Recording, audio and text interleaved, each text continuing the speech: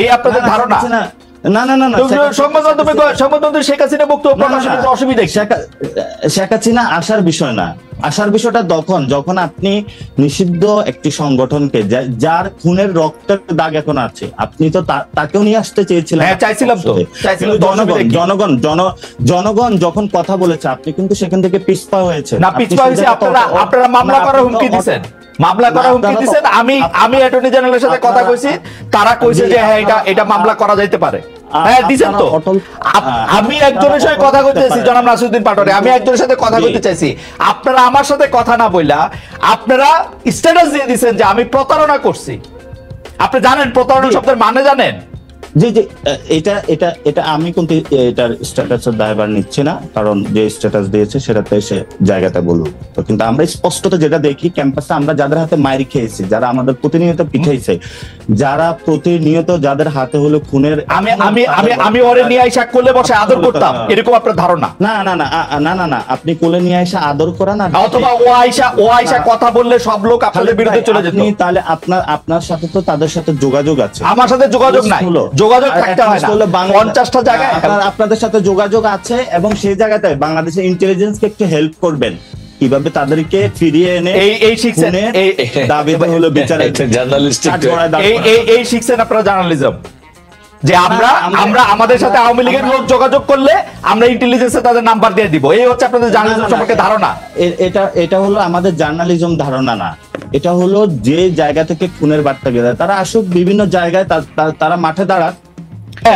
সেই জন্যই তো আমি তাদের প্রশ্ন করতে চাই, আপনারা কি দেখেছেন যে এই টিমের একটি স্ট্যাটাসে এবং তাদের একটা লাইভ টক শোতে সবাইকে হত্যার হুমকি দিয়েছে? এটা কি আপনি দেখেছিলেন? আমি আমি আমি আমি আমি আমি আমি এগুলি দেখি না। I am sorry. আপনি আসলে আমরা প্রশ্নের মধ্যে আসেন, দেখবেন প্রশ্নের মধ্যে আসেন, কারণ এই যে আপনি যে এটার কথা বললেন এটা নিয়ে আমার কোনো ইন্টারেস্ট নাই, দেখেন কোনো ইন্টারেস্ট নাই এখন। আপনার ইন্টারেস্ট থাকবে না, কারণ আপনি ব্যক্তিগত বিষয় নিয়ে আসছেন, তো যে আপনি কোথায় কাউকে নিয়ে আসতে পারেন নাই, কোথায় কি। আমি আসি নাই কিন্তু ব্যক্তিগত বিষয় না, জনাব নাসিরউদ্দিন পাটোয়ারি এই প্রসঙ্গটা আপনি তুলছেন, এই জন্য আমরা কোনো মানে ব্যক্তিগত বিষয় যাচ্ছি না। এই প্রসঙ্গটা আপনি তুলছেন পাটোয়ারি, আপনি তুলছেন, আমি তুলি নাই কিন্তু। আপনি ওইটা বলেন, আপনি ওইটা বলেন যে হ্যাঁ আমি যেটা বলতে চাইতেছি, হ্যাঁ আমি যেটা বলতে চাইতেছি সেটা হচ্ছে যে এই মুক্তিযুদ্ধের বিপক্ষের যে বয়ানটা, যেমন এইটার ক্ষেত্রে নাগরিক যারা আপনারা আছেন, নাগরিক কমিটি, তারা আসলে অবস্থানটা কি নিতেছেন সেটা একটু আমাদের বলবেন। যে আমরা দেখতে পাচ্ছি যে একজন মুক্তিযোদ্ধা, আমি আসলে মুক্তিযোদ্ধারা বলে না, যে কোনো লোককেই আসলে অপমান করা, তাকে গলায় জুতার মালা দেওয়া এবং কোনো একটা কারো ছত্রছায়া এটা করা, এটার বিপক্ষে আপনি যদি 2 লাইনে একটু বলতেন যে এই জিনিসটা নিয়ে আপনি আসলে কিভাবে দেখতেছেন। না, প্রথমত আমরা বলি যে মুক্তিযুদ্ধের যে আকাঙ্ক্ষাটা ছিল, 71-এ মানুষ যে জন্য যুদ্ধে ঝাঁপিয়ে পড়েছিল সেটা তো ব্যাহত হয়েছিল, এবং গত 53 বছরে বিভিন্ন দল ছিল, সেনা শাসন ছিল, বিভিন্ন বড় বড় কিংস পার্টি তারা ক্ষমতায় ছিল, এবং সেখানে তারা কিন্তু মুক্তিযুদ্ধের এই বিষয়গুলো এই পর্যন্ত কিন্তু যে দলে এসেছে তারা কিন্তু মুক্তিযোদ্ধা বানিয়েছে, এবং সেই জায়গাতে মানুষের প্রতি কিন্তু মুক্তিযুদ্ধের প্রতি একটা বীতশ্রদ্ধা তৈরি হয়েছিল, কারণ কে আসল কে নকল বোঝা যাচ্ছে না। ফলে তো আমরা যে জায়গাতে বক্তব্য রাখি সেটা হলো মুক্তিযুদ্ধের যে রিয়েল কোর স্পিরিটটা, সাম্য, মানবিক মর্যাদা এবং ন্যায় বিচার, সেই জিনিসটা আমরা ধারণ করি। সেই জিনিসটা ধারণ করে বলেই কিন্তু আমরা 24-এ উঠে দাঁড়িয়েছি, এবং 24-এ সেই আবেদনের ভিত্তিতেই কিন্তু আমরা মাঠে রক্ত দিয়েছি।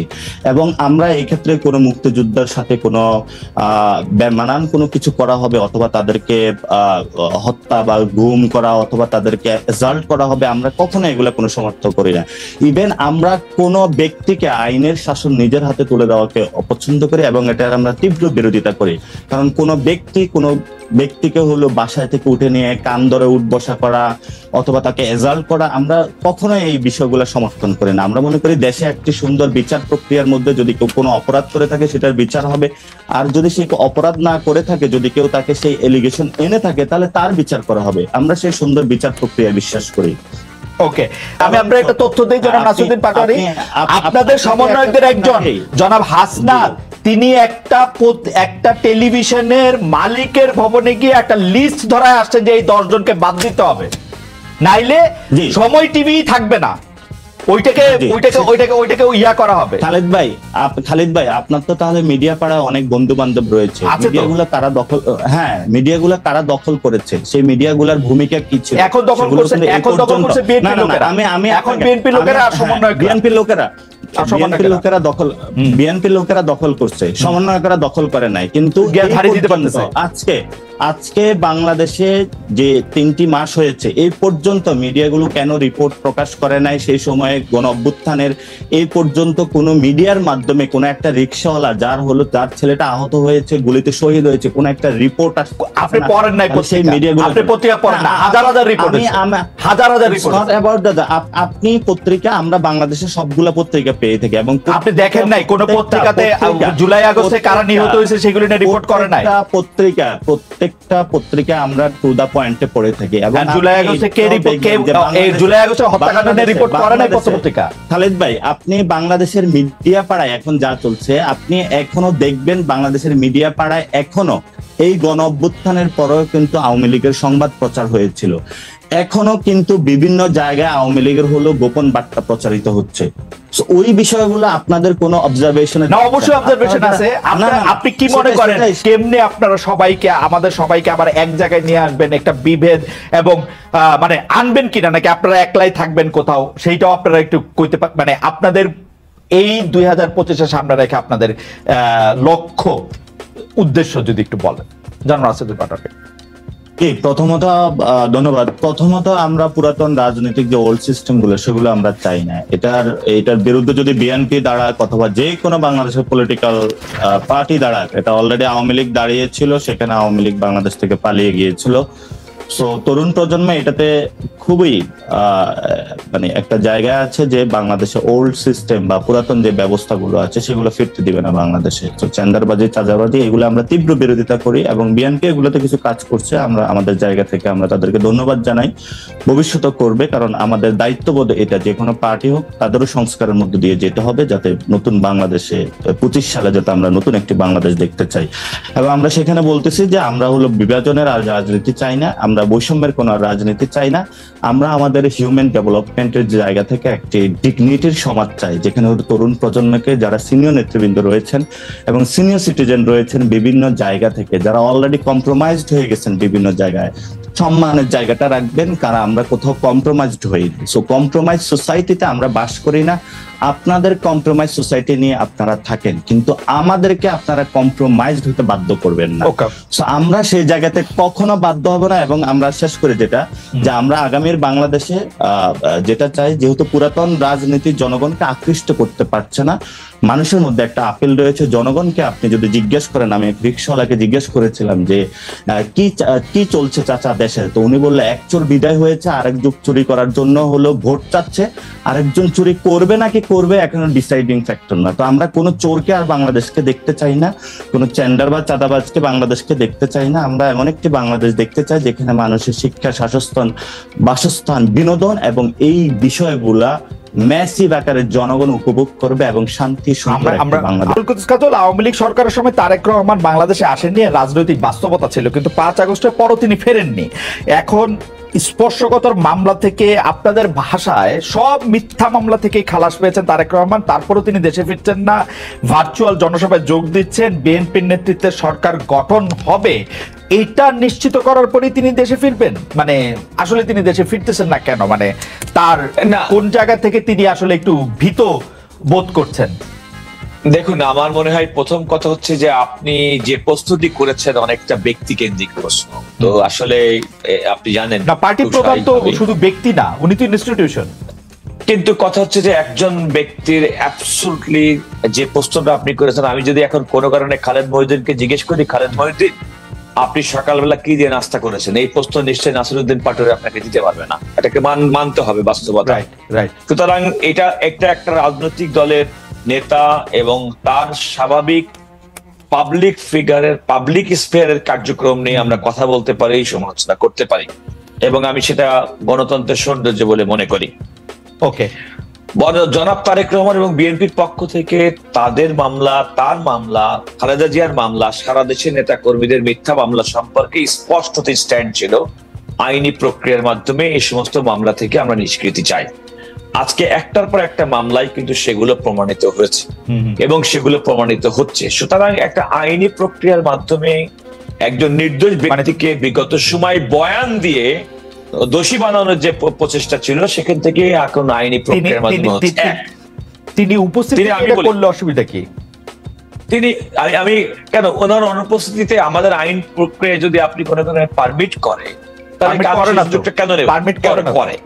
আমি আবারও বলছি, আমি মৃত্যু ভয় থাকলে করে না, মৃত্যু ভয় থাকলে না। আমি আমার মনে হয় খালেদ, আমার মনে হয় আইনের ব্যাপারটি আমি আপনাকে বলি, আমাদের যে কোনো আইনজীবী জানবেন, কোনো কারণে একটা রায়ের যদি কোনো কারণে কো-অ্যাকিউজ কো-কনভিক্ট থাকে, সেই জাজমেন্টটা যদি অ্যাজ এ হোল যদি কোনো কারণে বাতিল হয়ে যায়, তাহলে নিশ্চিতভাবে নন অ্যাপিলিং কনভিক্ট কিংবা নন অ্যাপিলিং অ্যাকিউজ তার বেনিফিট আইনগতভাবে পেয়ে থাকে। এটার আরেকটা ব্যাখ্যাও আছে, আমি সেটা পরে আপনার কাছ থেকে আমি আপনাকে সেই কারণেই বললাম যে আপনি যে প্রশ্নটা করলেন, আমরা আইনের ভাষায় আপনি জানেন that is called leading question, এবং লিডিং কোশ্চেনের আনসার দেওয়ার মতো অবস্থানে আমরা তাহলে পরবর্তী কোশ্চেনে যাই। পরবর্তী কোশ্চেনে যাই। আমাদের থেকে চ্যানেল 24 চলে যাচ্ছে যে বৈষম্য বিরোধী ছাত্র নেতারা, ছাত্র জনতার নেতা যারা জুলাই আন্দোলনের নেতৃত্ব দিয়েছে, আমরা দ্ব্যর্থহীন ভাষায় বলতে চাই, তারা যখন রাজনৈতিক দল করতে চায়, বিএনপি নেতারা তাদেরকে কিংস পার্টি করছে, এরকম কেউ কেউ বলে। আমাদের দর্শকরা কিন্তু আমাদেরকে বলে যে বাংলাদেশের প্রথম কিংস পার্টি হচ্ছে বিএনপি, এবং এইটি প্রথম আলোকে দেওয়া সাক্ষাৎকারে জনাব নাসিরউদ্দিন পাটোয়ারিও এই বিএনপির এই প্রতিষ্ঠাকালীন ইতিহাসটা বলেছেন। আজকেও আমাদেরকে কিছুটা বলতে চেয়েছেন। আপনারা এটাকে আসলে কিভাবে ব্যাখ্যা করেন? মানে কিভাবে চালুনি সূত্রে বলে যে কেন? আমি আপনাকে এত কথা বলি যে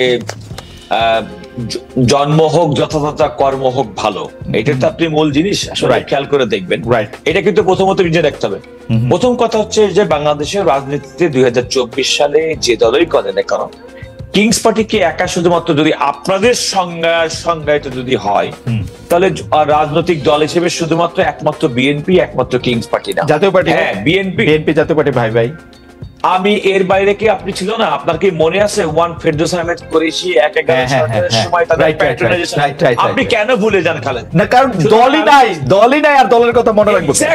এক্স্যাক্টলি আজকে বিএনপি আলোচনার মধ্যে আছে, এই কারণে বিএনপি হচ্ছে বাংলাদেশের আগামী দিনের রাষ্ট্র ক্ষমতা প্রত্যাশী প্রধান কন্টেন্ডার।